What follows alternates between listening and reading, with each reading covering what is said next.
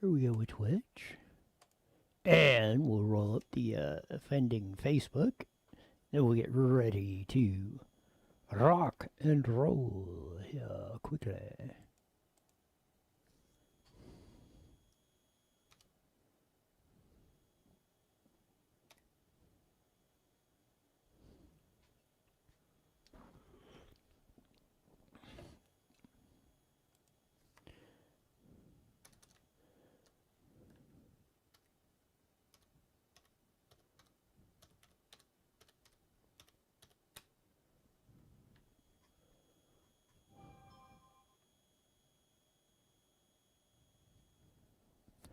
Okay, we're doing that. We're getting ready to start on Facebook here in a sec.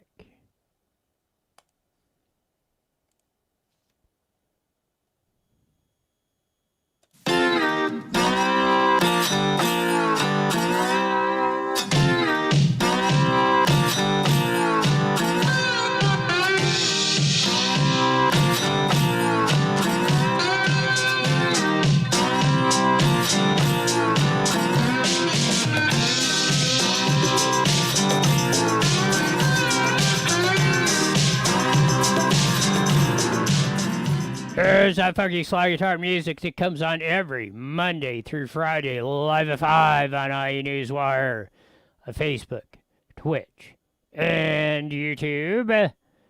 As we rock and roll on today, of course, there's nothing to talk about on this Thirsty Thursday. It's Thirsty Thursday, as I understand it, and put some comments in there if it's different. Thirsty Thursday, you're supposed to not eat anything, you're just supposed to drink. Now, I don't know if that means drink yourself into a stupor or whatever, but someone told me that Thirsty Thursday means you weren't supposed to eat any food on that, which, if that's the case, we'll have to cancel Thirsty Thursdays on that. Joe Biden says, well, if you get the vax, you don't need the mask. Death on my coffee. We'll be covering that little vignette of that going on. We have more Bill Malusian's reports from the border down in Texas.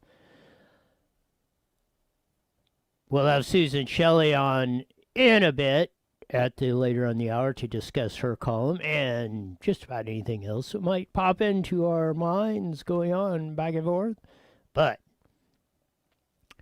one of the shocking tales of the day.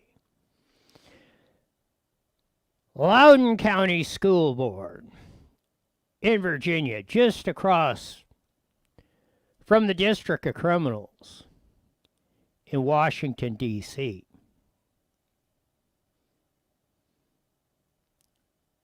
They've been having a bit of trouble, it seems, down at the school board, in their schools, and what's being taught.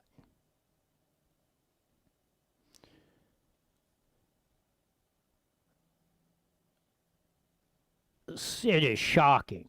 We're going to get to the critical race theory part that's in there in a minute.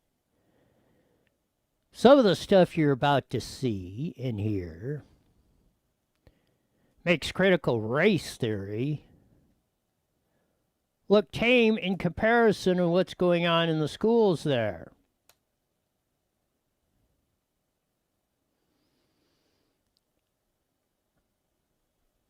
Now, I'm no prude, but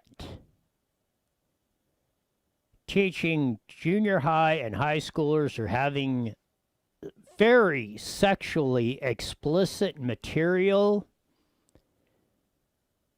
in their libraries is not acceptable. I mean, you want to talk triple X, you want to talk deep throat, you want to talk, this stuff is absolutely incredible. This is the first video. This is the mild one. parent. You know, they cut them down to 1 minute because they're in there by the droves. We're going to run 3 clips from the parents at the school board meeting. This one, like I said, is the mild one. Here we go. Peering through the window at the boy, his pants around his ankles, squeezed between April's straddled legs as she lay on top of a teacher's desk. I gripped his arms and flipped him around, pushing him against the wall. His eyes widened, mouth dropping. "Hey, what are you doing?" He chuckled nervously. I took a deep breath before dropping on my shaky knees, the ground cold. As I said, that was a mild one. That is books in the library in the Loudoun County High School, all based on, get this, equity. There's another between 2, sounds like teenage girls. One is afraid she's going to get sexually assaulted by her boyfriend and is moving, if not closer to that. And the other girl says, "Oh no, that's okay."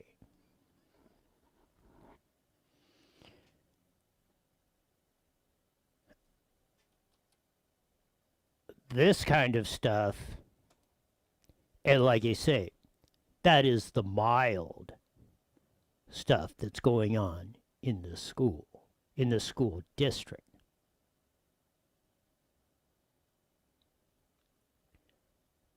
Here's one of the guys that's organizing the group of parents who are ticked off, and, well, they should be,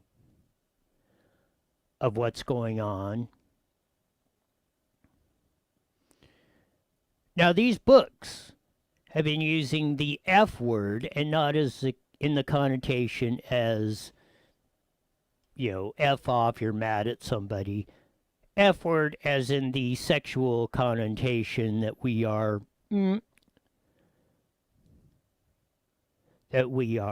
D-sucking and P-eating. And this is what the gentleman said before we're going to play the clip, short clip. He said, "If you're disgusted by us saying this and reading it to you, then why in the hell is it in our schools?" We're going to pick it up because I didn't have time. Need to get somebody, if you know somebody can bleep or edit this stuff, let me know. But here's the gentleman after he read what's in these books under equity. Here we go. By show of hands, does anyone up here want to talk about that stuff now? Not a single hand, because it's very uncomfortable and we're in a room full of adults. Nobody outside, nobody inside wants to talk about it because they're not acceptable topics. How did we get these unacceptable topics? Well, one, you didn't follow your procurement policies when you bought $1.8 million worth of these trash books. If you had followed your procurement policies, then you would have done a curriculum review where I hope and pray that at least the majority of you would have said, no, we can't read this trash to our kids. Your own code of conduct says that this is sexual harassment. We know it because all of us would be fired from our day jobs if we said this crap at work. This is the definition of a hostile work environment. My kids don't go to your crap schools, but theirs do, and they are filing these harassment suits on their behalf. Thank you for not doing your jobs. Correctly. Thank you for not doing your jobs. No, maybe they were doing their jobs. I would investigate that. $1.8 million in books with this kind of stuff in it, with this kind of trash in it. Well, maybe not even trash. Extremely sexually explicit material that you should only find in a adult, and I mean, I don't know why you would be looking at this up at age. Everybody's got their own thing. At a adult bookstore, not in a high school library, not under the term of equity, and this stuff is going on. It's absolutely ridiculous. And as the gentleman said, If you're not going to allow this language or you don't want to hear this stuff at the school board, then don't put it in the schools. A very valid point. Extremely valid. This stuff proliferates. We hear it each day.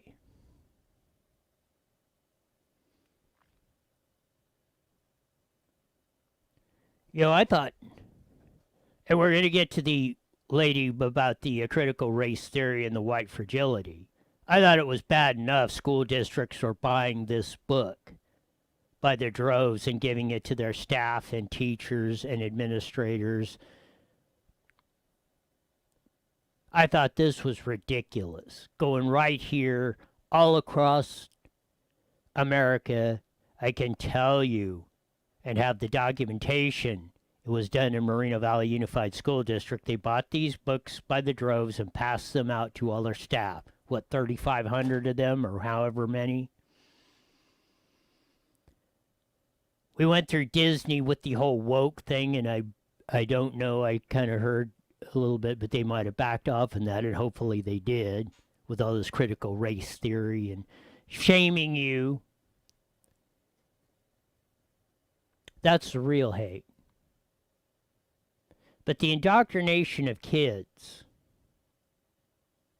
into this is acceptable behavior. It's acceptable for your boyfriend to rape you. It's a little bit hard to find the link, but I'll post the part to get to it, but you got to go through 2 or 3 steps. I just can't direct link you to the school board meeting. I wish I could. I tried, but it's next to it. It just comes back. You got to go through a process. And parents went up there, probably 8 or 10 of them, and wrote quotes out of the books under the guise of equity in Loudoun County schools.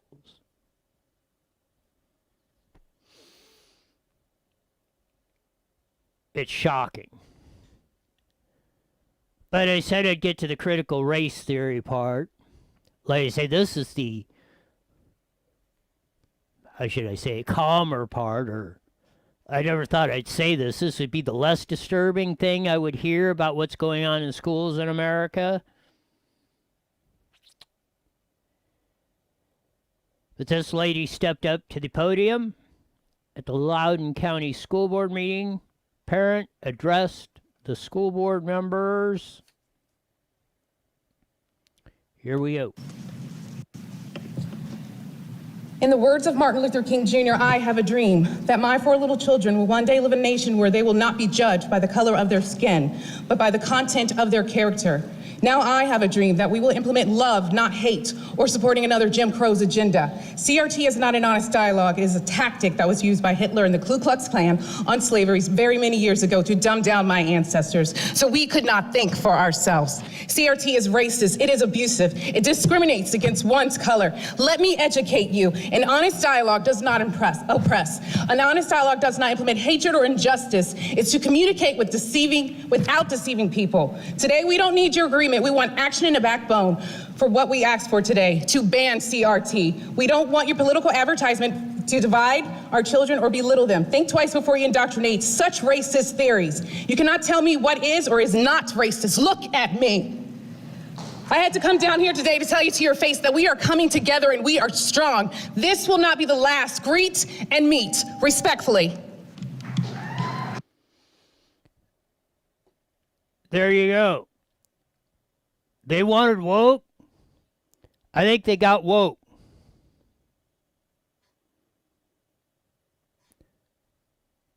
This lady knocked it out of the park on the critical race theory. Has nothing to do with skin color. You're trying to conquer and divide. Told the school board, quit advertising this crap. Quit indoctrinating teachers and kids into this crap.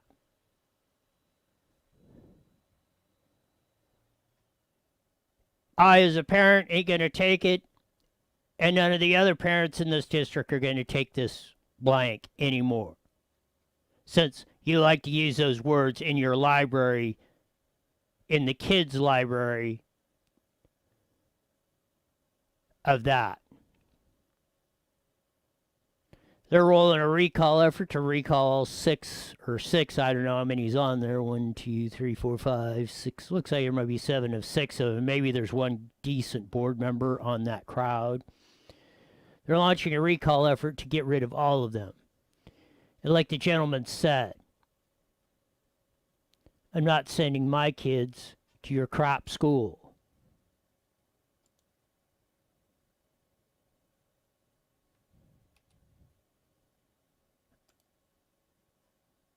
You can't, I mean, how is a board, and they sit up there and don't, like it doesn't even exist.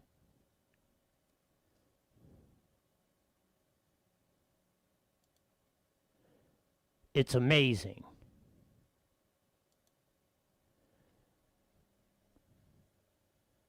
This gentleman took his kids out of a corrupt school district and called them crap schools and pointed out the vile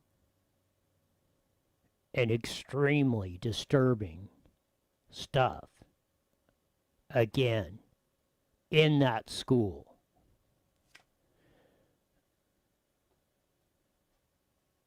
This is the real America. Real Americans, as the other lady said, are not concerned about skin color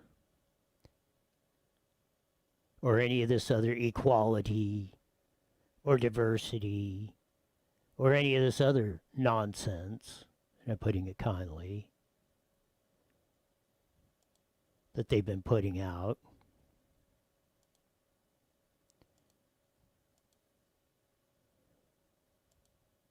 But maybe it's time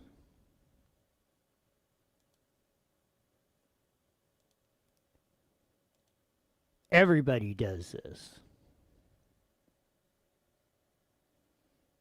As this lady said, real Americans judge people on the content of their character. As I've said many times, there's good and bad people, period. Let's cut through the crap. Stop trying to destroy what's left of the United States so we don't have to go through this, well,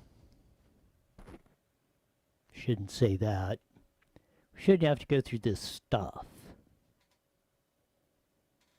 each and every day. When I get to Bill Malusian report at the border of new migrants coming in from Venezuela. Here we go.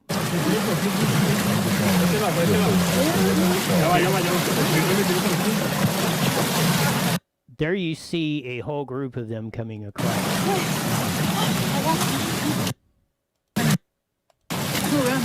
They'll ask them in a second where they came from. Hola. ¿De dónde vas? Señor, ¿de dónde eres? ¿Venezuela?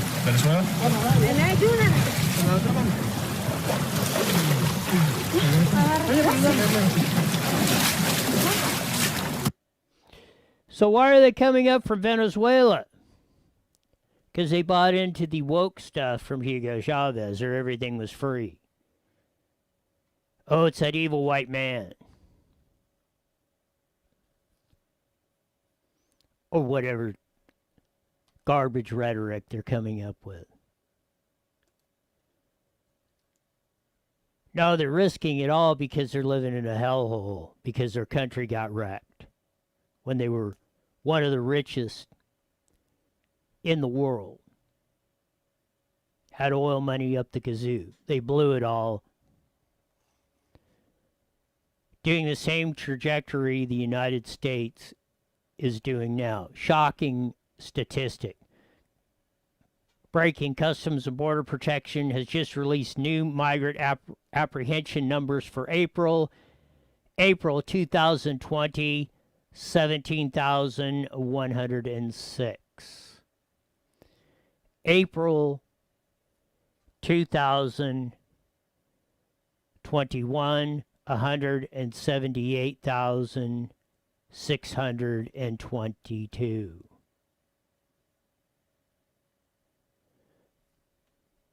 That is off the charts.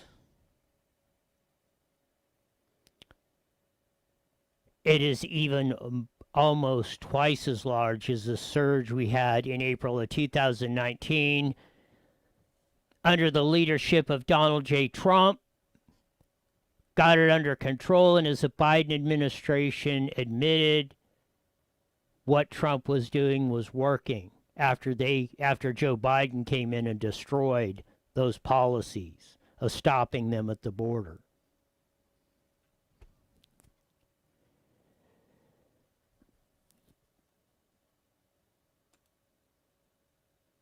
You work at it and work at it. Think you get the border crisis. You think we can handle anything. We're building a wall so we can know who's coming in and out. I mean, in 3 or 4 months, Joe Biden and the Democratic administration has totally destroyed our border security, our United States security, and endangering the lives of hundreds of thousands or millions of people. By the way, Joe, you can stuff your, you got to get vaccinated, you can take off your mask, right, you know where the sun don't shine.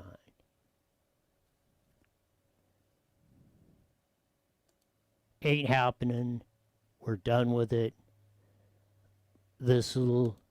It's vaxxed or masked. No, we're done with you. It's absolutely ridiculous. And I think 34% have been vaccinated in the United States, and all of a sudden they're saying it's over. Well, that ain't even close. Well, it was 70%, 90% we needed. First it was 50%, then 70%, then 90% to get herd immunity. Well, the vaccine is doing all this at 34%.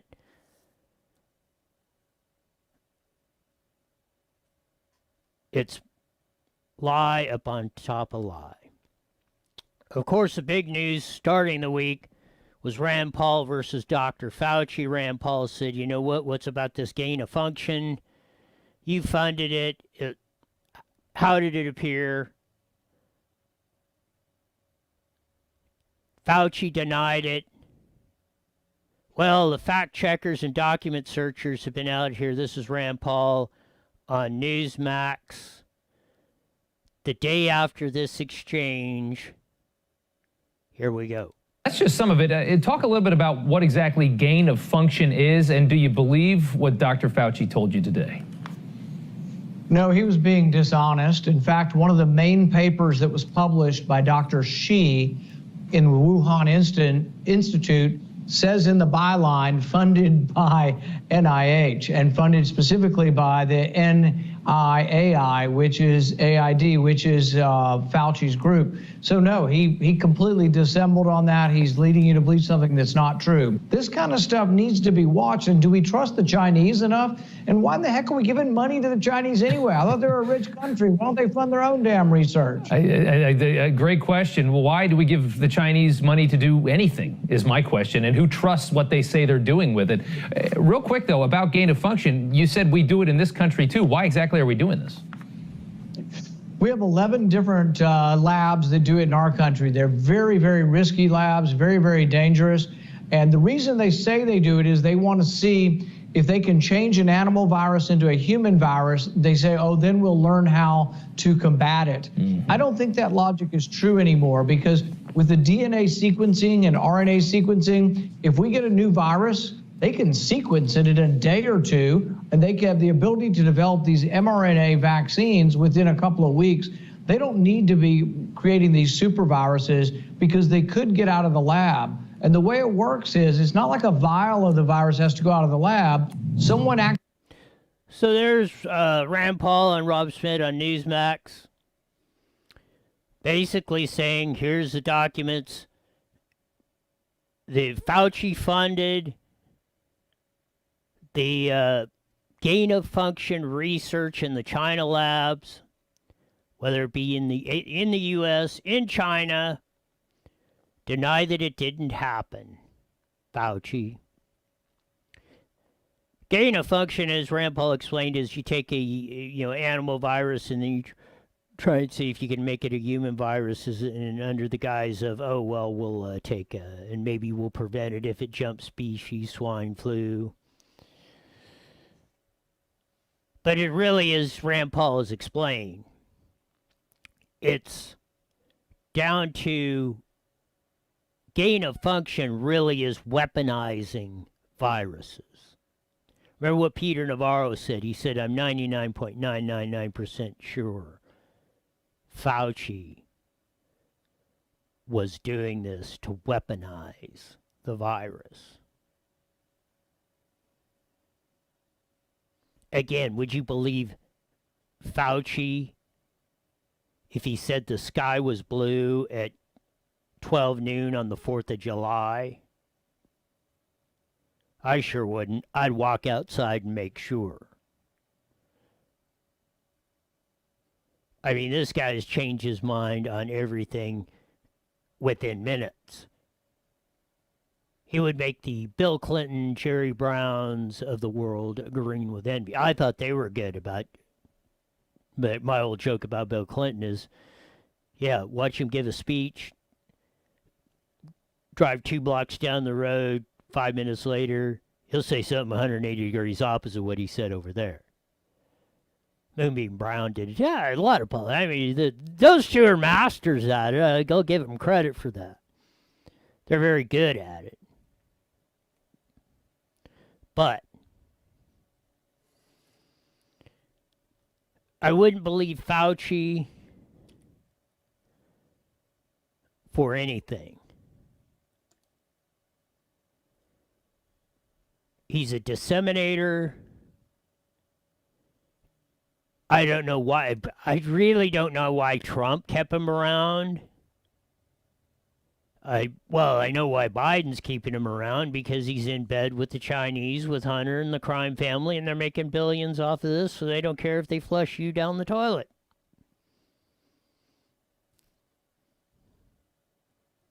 I wouldn't take it. If I was watching people die by the droves who weren't taking the vaccine, I still wouldn't take it, because Biden and Fauci and all these clowns are pushing it. Like you say, how could it knock out or get to herd immunity if the vaccine was so effective, if it's only at 34% in the United States? When you had it up to, well, we got to get 90% of the people vaccinated before we can get to herd immunity. How could it be knocked down so far? Or now everything, well, maybe you can take your mask off if you've been vaccinated. We've been waiting for that. I mean, I and others have been saying that for months now. Wait for this. You know, and especially as soon as the vaccine came out, you knew this was coming. 1 minute. It's stunning. Really is. I mean, from the part of schools under equity, again, talking about effing, D-sucking, pee-eating, to this, to the crisis at the border, to to gas pipelines going to hell, inflation coming, wages going down. No, it's the total control of, well, 30 seconds. if you don't take the vax, you ain't gonna get to do nothing. Oh, you get the vaccine, you can live your life daily. What will be next? It's absolutely 10 stunning seconds. of what's going on in America today. Your free phone app today. IE Newswire Daily is on the air. The following is a paid program. Views and claims expressed are those of the program producer and are not endorsed by this station. Opinions expressed are not necessarily those of radio station KMET, its management, employees, or affiliates.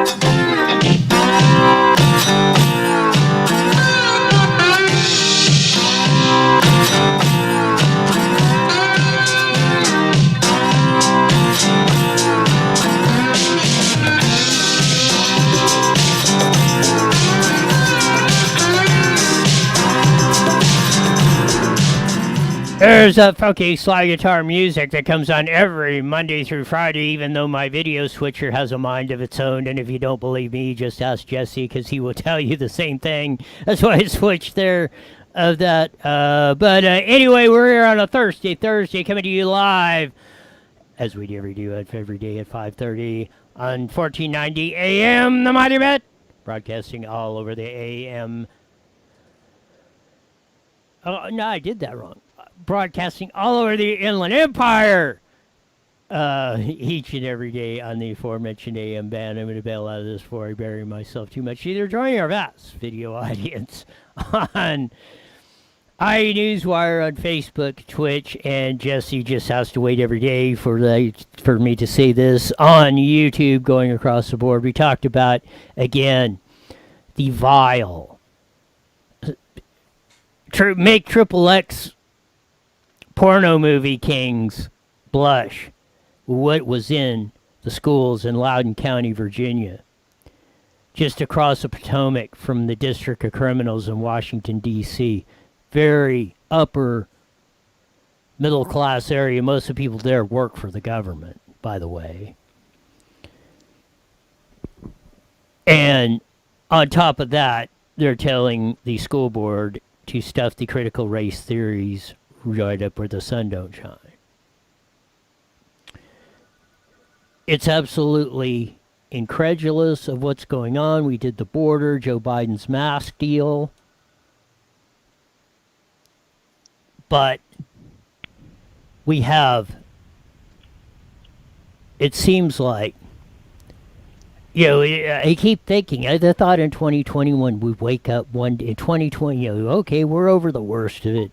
2020, 2020 was just a bad year. No, it just seems like we're doubling down more on the insanity, the absurdity that's going on today. But as we usually do once a week, we have that famed columnist, editorial writer from the Press Enterprise, San Bernardino Sun, Inland Daily Bulletin, and Redlands Daily Facts, but more important, in my mind, Vice President of the Howard Jarvis Taxpayers Association, Susan Shelley. Welcome to IE Newswire with Roy. Thank you. It's wonderful to be with you. Most people don't say that, but I'll take it. They're wrong.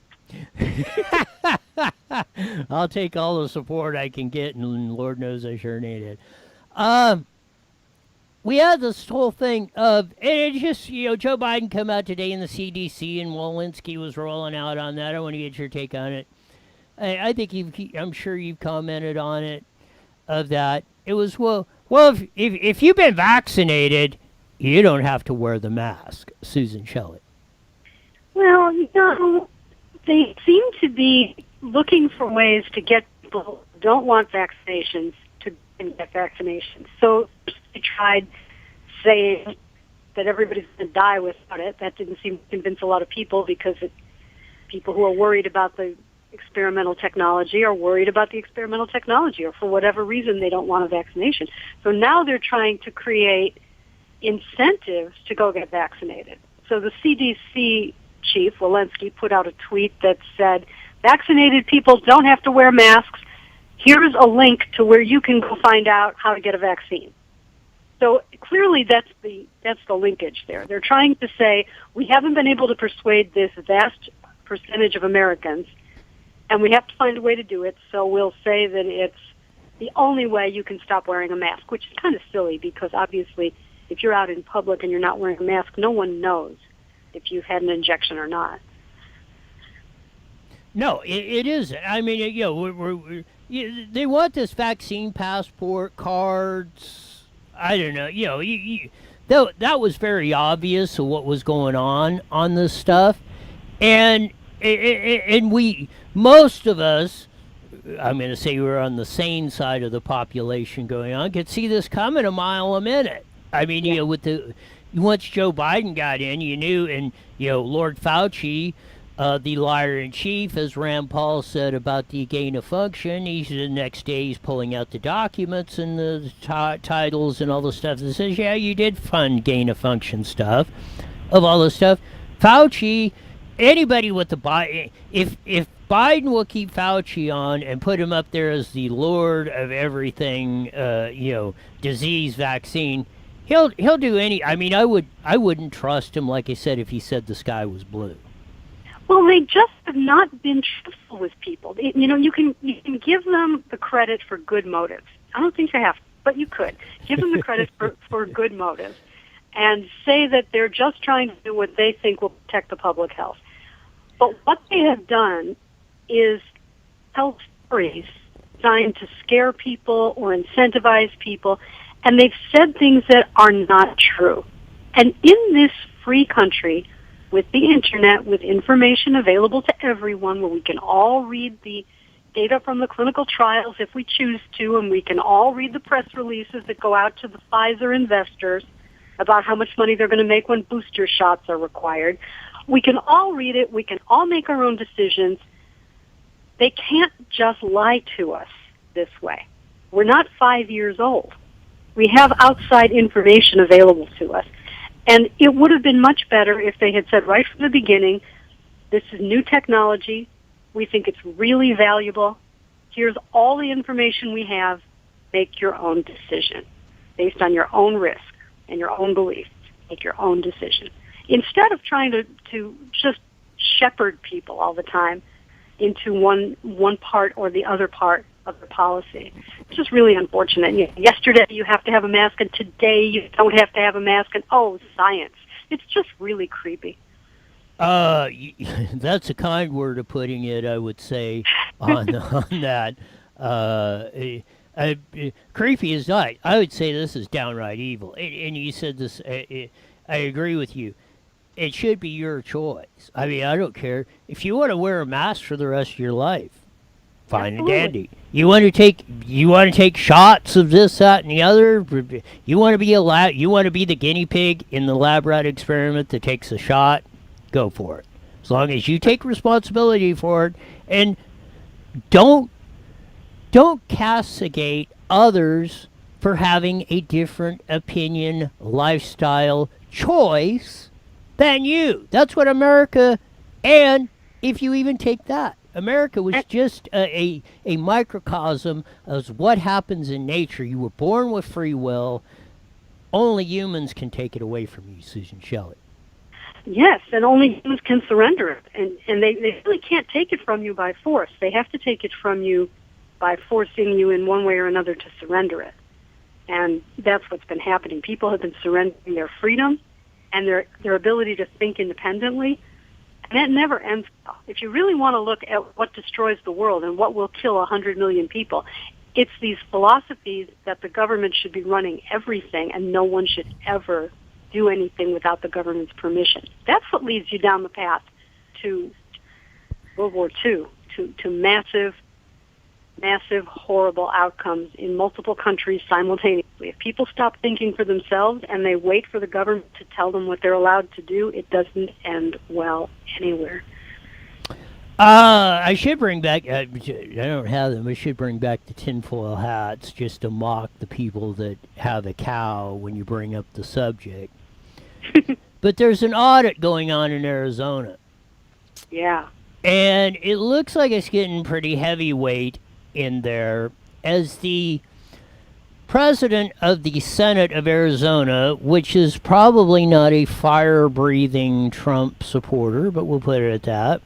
The audit isn't covering this stunning, and she wrote a letter on it as that, asking the question, or are you coming in to testify or not, to the Maricopa County Board of Supervisors, saying and this is, here's the quote, "We are directly discovered the entire database directory from the D drive of the machine EMS primary has been deleted. This removes election-related details that appear that have been covered by the subpoena. In addition to the main database of electronic management system software, results tallying and reporting is not located anywhere in the EMS primary machine, even though all EMS clients reference that machine as the location of the database.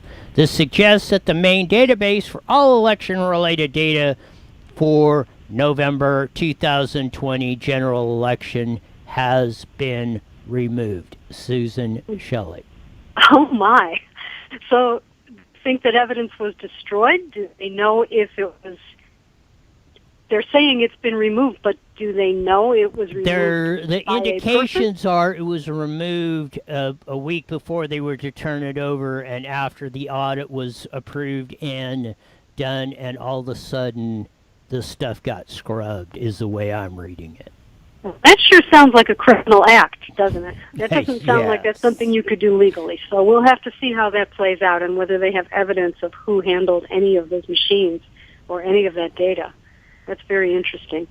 I think one of the most interesting things they're investigating is whether there are more votes counted than there were voters who voted. They're going to audit the voter rolls and the voter history along with the ballot count. And that will tell you whether there was ballot box stuffing, which is a really important thing. Ballot box stuffing is an old school kind of election cheating. It went on in the 19th century. And this would just be a more high-tech way of doing it. So they have to release that information too on whether there was a significant discrepancy. Oh, funny you should mention that. This is part of one of that. Here's just a couple of examples. Ballot number 5, EV ballot type EV, batch 2104. Pink slip total 2004, actual total discrepancy 2. Ballot number 5, EV batch 9276. Slip total 200, actual total 165, discrepancy minus 35. And another one, plus 18, minus 10. Mm-hmm. That's why the Arizona Senate president is saying somebody needs to come in and start answering some questions starting next week. If you're not coming in voluntarily, the subpoenas will be forthcoming. Well, this is a really important investigation because we have to know if there is a vulnerability to cheating in our elections, and we have to close any vulnerabilities that exist. And we can't pretend that they're not there if we see them right in front of us. And what they're doing in Arizona is very important because they're going to find the evidence. Maybe the evidence that it didn't happen, but it sounds like the evidence that perhaps it did. And then all these companies like Coca-Cola and Major League Baseball, all these other organizations that want to boycott states that try to tighten up their election laws so people can't cheat, and they want to boycott them for election integrity laws because they think it's somehow voter suppression, well, they'll have to reevaluate that because I'm sure they'll hear from the shareholders at their next board meeting that election integrity is not an optional thing in America. We have to have it. I bring this up because you've been shouting about it in L.A., California, and we've had a lot of stuff going on. So, maybe Arizona will be the spark that lights the fire, and we can clean all this stuff. I want to get to your column, Discontent in the Golden State. Profound political changes can happen suddenly and apparently without warning. Susan Shelley. Yes, I like to point out to people when they say nothing is ever going to change in California that nobody saw it coming when the Berlin Wall was about to fall. And nobody predicted it when the Soviet Union was about to end. And nobody predicted it when Donald Trump was about to win the presidency. And nobody predicted in 1994 that Republicans were going to take the majorities in Congress for the first time in 40 years. 40 years since a Republican has held a gavel in a committee hearing as the chairman. 40 years. Nobody predicted it. A huge shock on election night in 1994. Very often, experts miss these things because they're only talking to each other, and they're not on the ground where we are seeing how people are really feeling. And when you're really on the ground, you can feel it before you can see it. You get the sense of discontent, and it is happening in California. When you collect 2 million signatures for a recall of the governor, that's not nothing. And that's certainly not some kind of Republican partisan plot. That's everybody in California being angry. Maybe not all about the same thing, but people are angry, and rightly so. So we are in a situation where things can change. We have tools in California for direct democracy. We have the recall, we have the initiative, we have the referendum. We can hold our lawmakers accountable in between elections, and we're about to. It's a very significant thing. Yes, it is. And, this is the only fourth attempt at recalling a governor in the United States history, 2 of them successful. One, Scott Walker, actually beat the last one in Wisconsin. But it is all, and again, not discounting Wisconsin or anything, but California is the engine that drives the economy of the United States and even to some extent the world. Mm-hmm. And when you got a ding-dong like Gulag Gavin in there, screwing everything up as much as he can, every day he's in there is just further we're going down the you-know-what. And this is why it is very important. You can't buy the rhetoric of what's coming on. You got to keep your eye on the prize. Recall Gulag Gavin, Susan Shelley. It's really important, and it's important no matter how it turns out to have the argument, to have the debate about the policy choices that have been made in California and how the consequences of them are playing out, whether it's housing policy or it's the poverty rate or it's blackouts in the summer because we don't have enough electricity for the state. All of these things are the result of policy choices. Declaration that we're in a drought. Well, you know what? This is our climate. This is our normal California climate. We have wet years and dry years. And sometimes we have 7 dry years in a row, and that's normal for California. So what do we have? Water infrastructure, reservoirs, dams, pumps to drive the water down to where it's needed, to move the rain is what they called it in the 1930s. We're moving the rain. That's what we've done in California. And if you don't take advantage of human intelligence and engineering and ingenuity, if you don't do that, and you just say, oh, the world's coming to an end, well, guess what? That's a self-fulfilling prophecy. We can go back to the Stone Age and die at the age of 30. We can do that. Let's not. Yes, we moved the rain, in the 50s, 60s, and 70s from going to the ocean to the people where they could use it. Now we are back to doing what we started with before we built probably the greatest water project in the history of the world. We're letting it go back into the ocean at the detriment to the citizens. Now, were there maybe 5 or 10 million back then in California? Now there's 40 million, and we're going to shut the spigots off? Yeah, it's very expensive, and then in order to work around the fact that we've turned off the pumps and we're not delivering the water that we're capable of delivering, now we're going to pay for all the water recycling projects and desalination plants and all this really expensive stuff in Southern California to make up for the fact that we have voluntarily turned off the taps in the Central Valley to protect fish that we can't protect anyway because they're not making it. So this is just an idiotic policy and very much influenced by people who don't want any growth. That's really the goal. There are environmental groups that don't want growth. They don't want farming. They don't like farming. They don't want houses. Don't like houses. They want the earth to be natural.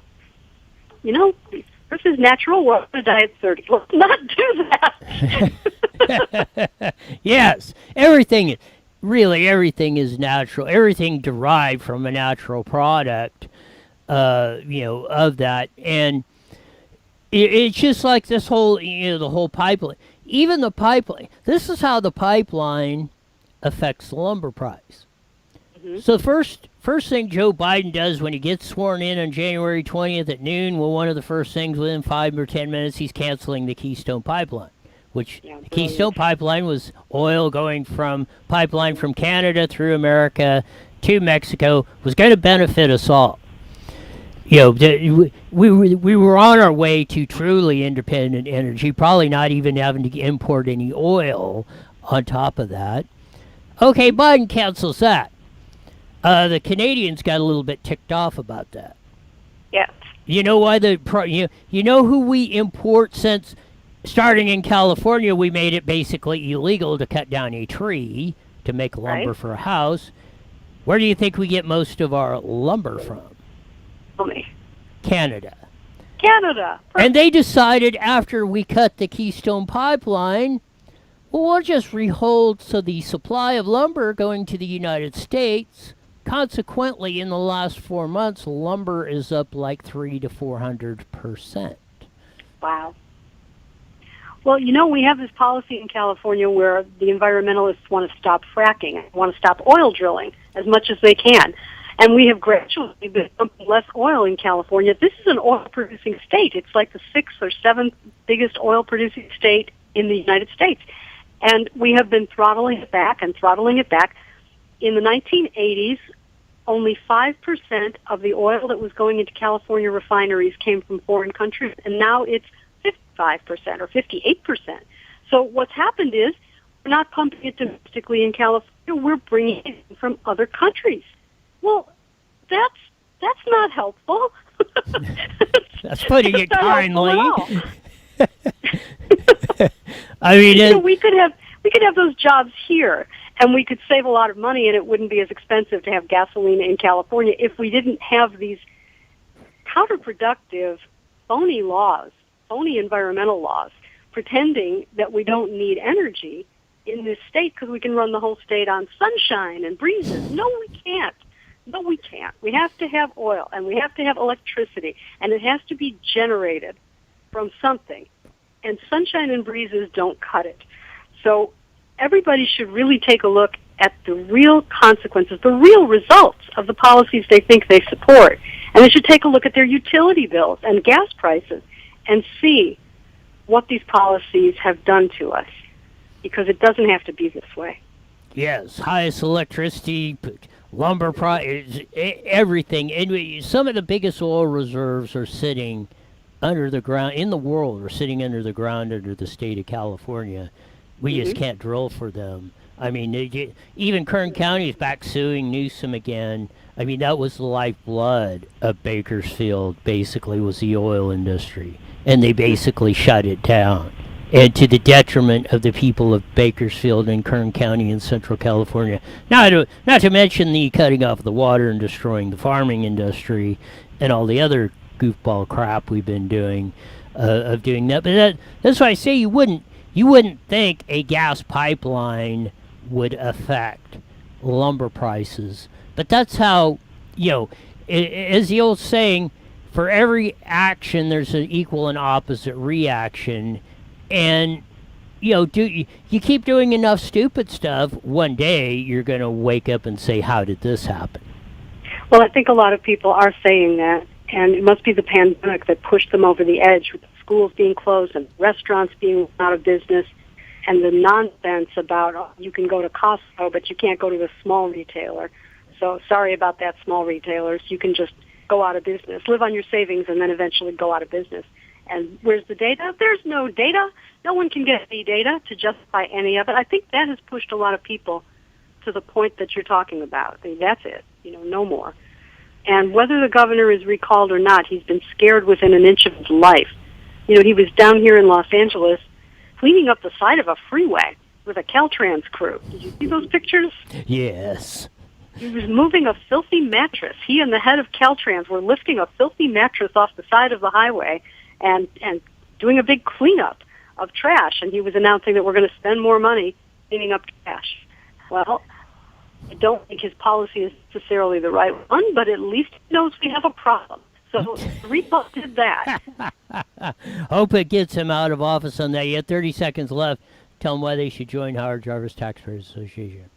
because it is the organization in California that is fighting for you, the taxpayer, the person who pays the bills in California. You should join HJTA. Go to hjta.org and sign up for our taxpayer conference, which is the 20th of May, a week from, I guess it's a week from today, isn't it? So join us at the taxpayer conference. We're going to have a special guest, Victor Davis Hanson, who's wonderful. He's going to be speaking, and we'll be talking about all the things that HJTA is doing to fight to restore the inheritance tax break, which was taken away by Proposition 19. We want to put that back. We want people to be able to inherit property without being forced to sell it for higher taxes. So join HJTA, strengthen the voice of taxpayers in California, sign up for the free email alerts, and be an active voter in this state. We can turn these things around. HJTA.org. Thanks a lot, Susan. We'll do it again next week. Thank you, Roy. Bye. That was Susan Shelley from Howard Jarvis Taxpayers Association. Man, this hour flies by fast. Again, the 37 things I got, and we get to like 4. We'll do it all again tomorrow on Fast Furious, maybe even Firearms Friday coming up. It'll be fantastic. Close out the week as only we can on that, and crank in the weekend as I forget to hang up the phone on that. But we shall see. As I'm sure, I'm thinking, is tomorrow the day? Everything's just going to be calm, and we're going to talk about lollipops and ice cream and everything else going on.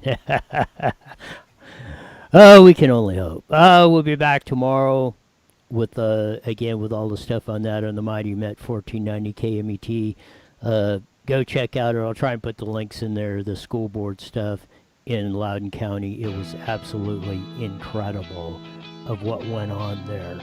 But as we say, whatever comes, we'll be back here in 23 hours. It's mandatory that you be back here for that. So until then, see ya!